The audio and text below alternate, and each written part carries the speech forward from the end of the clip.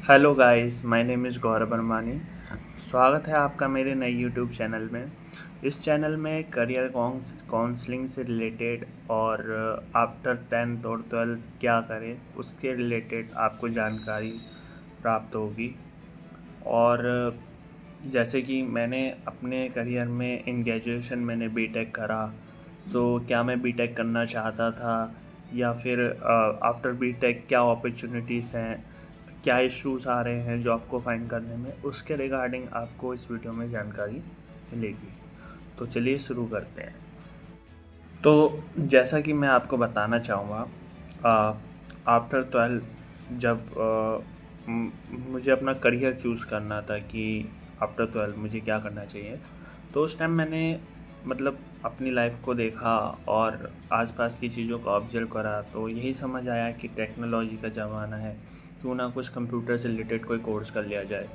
तो इतनी बात मैंने अपने पेरेंट्स को बताई, तो मेरे पेरेंट्स ने बोला ठीक है, हम मार्केट में इसके बारे में पता करके अपडेट करते हैं। तो उन्होंने अपने रिश्तेदारों से, लोगों से पूछा और उसके बाद उन्होंने दो चीज़ें मतलब उन्हें समझ आई, एक बीसीए और सेकंड बीटेक। सो बीसीए और बीटेक जो फील्ड थी वो मेरे लिए बिल्कुल नहीं थी, मुझे नहीं पता था क्या होता है बीसीए, क्या होता है बीटेक। उसके बाद जब मेरे फादर मतलब मेरे पापा ने जब लोगों से पूछा कि बीसीए और बीटेक में से अब क्या कराना सही रहेगा, तो यही निकल के आया कि बीसीए के बाद आफ्टर एमसीए करना पड़ेगा, तब जाके एक अच्छी जॉब मिलेगी। बीटेक के बाद आपको एक अच्छी जॉब मिल जाएगी और एक अच्छा पैकेज मिल जाएगा। तो ये चीज़ें उस टाइम पे हो रही थी।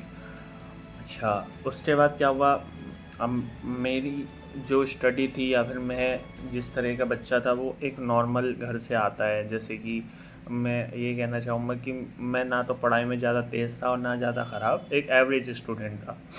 सो जब मेरे फादर ने मुझसे बोला कि बीटेक है कर लोगे, तो उस टाइम मुझे तो लगा था कि कंप्यूटर से रिलेटेड कोई कोर्स है, अच्छा कोर्स है और कॉलेज लाइफ होगी, प्रैक्टिकली सिखाया जाएगा। तो मैंने कहा ठीक है, हो जाएगा, मैं कर लूँगा।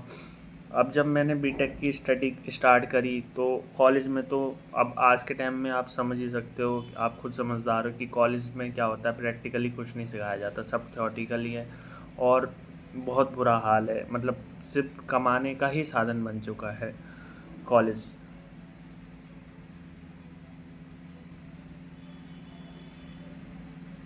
ओके, सो ये चीज़ होती है।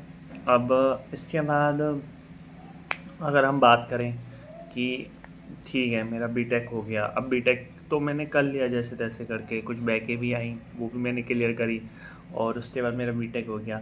अब बीटेक के बाद की जो जर्नी थी ना वो क्या होती है कि अब जब जब जब माँ बाप अपने बच्चे को ग्रेजुएशन या फिर कोई कोर्स कराते हैं तो उनको बदले में ये चाहिए कि उसकी लाइफ सेट हो जाए, उसको एक अच्छा करियर मिल जाए, उसकी अच्छी जॉब लग जाए। बट जब बच्चे का ही इंटरेस्ट उस चीज़ में ना हो और बच्चे को ज़बरदस्ती करना पड़े, अब प्रैक्टिकली एक बार को सिखाया जाता है तो इंटरेस्ट बन जाता है, लेकिन थ्योरेटिकली स्टडी हो रही हो और कुछ पता ना हो, कुछ समझ ना आए, तो फिर ऐसे में क्या किया जाए। तो अब क्या हुआ कि आफ्टर बीटेक जब मेरा ग्रेजुएशन कंप्लीट हो गया, कंप्लीट होने के बाद मैंने जो ग्रेजुएशन है वो अपने एरिया जहाँ से मैं बिलोंग करता हूँ रुद्रपुर, उसके पास में एक एरिया है बिलासपुर, वहाँ से मैंने किया। तो वहाँ से करने के बाद जब मेरा बीटेक कंप्लीट हो गया तो मैं नोएडा आ गया। नोएडा एज ए जॉब देखने की, आईटी फील्ड में ही कोई इंटर्नशिप टाइप की जॉब मिल जाए या फिर कुछ ऐसा मिल जाए जो मेरे बीटेक से रिलेटेड हो। तो जब मुझे कुछ आता ही नहीं था, ना प्रोग्रामिंग आती थी, ना कोई टेक्नोलॉजी पे काम किया था, कुछ भी नहीं आता था, तो फिर मुझे उस फील्ड में तो जॉब मिलना बड़ा मुश्किल ही था। फिर मैंने अपनी करियर की शुरुआत जो है वो कॉल सेंटर से करी। कॉल सेंटर में जैसे कि क्या होता है कि सेल्स के प्रोसीजर होते हैं और सपोर्ट का प्रोसीजर होता है। जैसे मैं क्रेडिट कार्ड सेल करने का एक वर्क मेरे को मिला था जिसमें मतलब कॉल पे ही मुझे बात करनी थी, उसमें इनबाउंड कॉलिंग थी, कॉल हमारे पास आती थी तो हम उनको स्क्रिप्ट हमें दी जाती थी, उसे पिच करना होता था, उसे समझाना होता था और उसे सेल करना होता था। तो ये सेल्स का प्रोसीजर था। फिर ऐसे ही कस्टमर सपोर्ट का प्रोसीजर जो होता है, जो कस्टमर क्वारीज पूछते हैं हमसे, जैसे मान लो पेटीएम है तो पेटीएम के रिगार्डिंग पेटीएम में केवाईसी कैसे की जाती है, तो उसके रिगार्डिंग अगर हमसे पूछा जा रहा है तो हमें उसके बारे में जानकारी देनी, ये सपोर्ट का प्रोसीजर। तो ये मैंने वर्क करे स्टार्टिंग में। उसके बाद अब मैंने करियर स्विच करा अपना रिक्रूटमेंट में। रिक्रूटमेंट क्या होती है? एज अ IT रिक्रूटर मैंने जब रिक्रूटमेंट सीखी, तो रिक्रूटमेंट जो है वो एक मीन्स हम ये कह सकते हैं कि हमारे से जो सीनियर कैंडिडेट्स होते हैं, जैसे मान लीजिए कोई जावा डेवलपर है, तो उसका अगर एक्सपीरियंस 8 ईयर्स है, 9 ईयर्स है, तो उसकी हम जॉब लगवाते हैं बिग MNC ऑर्गेनाइजेशंस में, like Wipro, like Cognizant, like ultimate tech, that type of the organisations which I am hiring the candidates. So for मतलब हम कैंडिडेट्स को हायर करते हैं इन ऑर्गेनाइजेशंस के लिए। तो रिक्रूटमेंट जो है एक प्रोसीजर है जो कि हम MNC कंपनी से, हमारी जो वेंडर ऑर्गेनाइजेशन होती है वो कनेक्टेड होती है। वो क्या करती है, वो रिक्वायरमेंट्स लेती है MNC से। मान लीजिए उन्हें चाहिए कोई जावा डेवलपर बेंगलोर लोकेशन में 8+ ईयर्स का बंदा, और स्किल्स उन्होंने बता दी, spring boot, micro services, hybrid, that API, that type of the information they provide to my organisation. So my जो अगर मैंने किसी वेंडर कंपनी को ज्वाइन करा है, तो उसमें क्या होता है कि वहाँ पे अकाउंट मैनेजर होते हैं जो हमें रिक्वायरमेंट्स देते हैं, और हम जो हैं वो रिज्यूमेस फाइंड करते हैं नौकरी पोर्टल से, जिसमें क्या होता है कि हमें सेम स्किल सेट का बंदा निकालना होता है। तो रिक्रूटमेंट एक प्रोसीजर है जिसमें हम कैंडिडेट्स को हायर करते हैं बिग MNC ऑर्गेनाइजेशन के लिए और उनकी रिक्वायरमेंट्स के लिए। तो ये प्रोसीजर होता है। तो उसके बाद मेरा जो करियर मैंने स्टार्ट करा, वो मेरा जब ग्रेजुएशन जब मेरा ये कॉलिंग वाला जो मेरा एक्सपीरियंस था वो कंप्लीट हो गया, जो मैंने जॉब्स करी थी वो करने के बाद मैं रिक्रूटमेंट में शिफ्ट हो गया। सो रिक्रूटमेंट जो होती है वो, अगर हम रिक्रूटमेंट भी 2 टाइप्स की होती है, वैसे तो कई टाइप्स की भी कह सकते हैं, मेनली 2 टाइप्स की होती है, IT रिक्रूटमेंट और नॉन IT रिक्रूटमेंट। तो IT रिक्रूटमेंट में हम IT स्किल्स के रिगार्डिंग हायरिंग करते हैं, और नॉन IT में non IT skills like medical की इंडस्ट्री हो गई या फिर कोई कॉलिंग इंडस्ट्री हो गई। So this is a non IT requirements.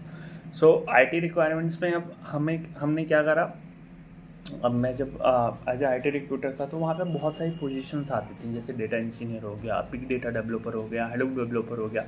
सो एक लाइक एज अ फ्रेशर अगर आप ग्रेजुएशन करते हो, तो उसके बाद आपको नहीं समझ आता कि आफ्टर बीटेक भाई क्या क्या स्किल्स हैं। हमें तो बस 4 चीज़ें पता होती हैं, जैसे मुझे पता था प्रोग्रामिंग का ही पता था मेरे को। तो प्रोग्रामिंग में क्या होता है, प्रोग्रामिंग में C++, जावा, पाइथन, डेटाबेस में SQL, बस इतना ही पता था। इससे ज़्यादा तो नहीं पता था ना कि बिग डेटा इंजीनियर को स्किल होती है, सर्विस नाउ डेवलपर को स्किल होती है, स्प्रिंग डेवलपर को स्किल होती है, ये नहीं पता था। लेकिन जब मैंने IT रिक्रूटमेंट ज्वाइन करी, तब मुझे पता लगा कि भैया ये स्किल्स भी होती हैं। तो अब मेरा चैनल बनाने का मोटिव क्या है कि जो चीज़ मुझे नहीं पता थी, जो चीज़ 2021 में मेरा बीटेक हुआ था, बीटेक के बाद मुझे नहीं समझ आ रहा था कि भैया मैं किस फील्ड में जाऊँ, तो वो चीज़ मैं नहीं चाहता कि किसी और के साथ ऐसा हो। मैं चाहता हूँ कि मैं आप लोगों को वो इन्फॉर्मेशन प्रोवाइड करूँ जो इन्फॉर्मेशन मुझे नहीं पता थी। शायद इनिशियल स्टेज में मुझे वो चीज़ पता होती, तो मैं अभी इस टाइम पे ऐसी या रिक्रूटमेंट की कोई जॉब्स या फिर कॉलिंग सेंटर में नहीं होता, मेरा एक अच्छा सा करियर होता और मैं एक अच्छे उसमें होता, एक अच्छे करियर में होता। तो अब मेरा मोटिव यही है कि मैं आपको इन्फॉर्मेशन प्रोवाइड करूँगा आफ्टर बीटेक क्या करा जा सकता है, और आफ्टर 10th और 12th के बाद हमें क्या क्या कोर्स करने चाहिए, या फिर हम क्या क्या देख सकते हैं, या फिर ग्रेजुएशन जैसे होती है। अब मान लो किसी ने बीटेक करा है, तो बीटेक वाला भाई लॉ का तो कोर्स नहीं करेगा, या फिर कोई एडवोकेट का कोर्स तो नहीं करेगा, या फिर कोई ऐसा काम तो नहीं करेगा जो उसके फील्ड से बिल्कुल ही डिफरेंट हो। तो हम कैसे उस लाइन में जा सकते हैं after BA, after BCom, after BSc, and that type of the knowledge which I have experience, जो कि मुझे एक्सपीरियंस है, मैं आपके साथ शेयर करूँगा। और कोशिश यही रहेगी कि एक राइट इन्फॉर्मेशन मैं आपको प्रोवाइड कर सकूँ। और इस वीडियोस में आप बने रहिएगा, देखते रहिएगा मेरे चैनल को। तो हम धीरे धीरे ये चैनल शुरुआत कर रहे हैं। काफ़ी समय से मैं ये सोच रहा था वीडियोस बनाने की, बट कभी कोई इशू हो रहा था, लेकिन फाइनली अब मैं ये वीडियोस बनाना स्टार्ट करूँगा और मैं आपको एक राइट इन्फॉर्मेशन प्रोवाइड करूँगा। सो आज की वीडियो में इतना ही दोस्तों, थैंक यू सो मच, और आप मुझे ऐसे ही अपना प्यार देते रहिएगा। मैं धीरे धीरे करके अपनी जो वीडियोस हैं वो डालता रहा करूँगा। Thank you.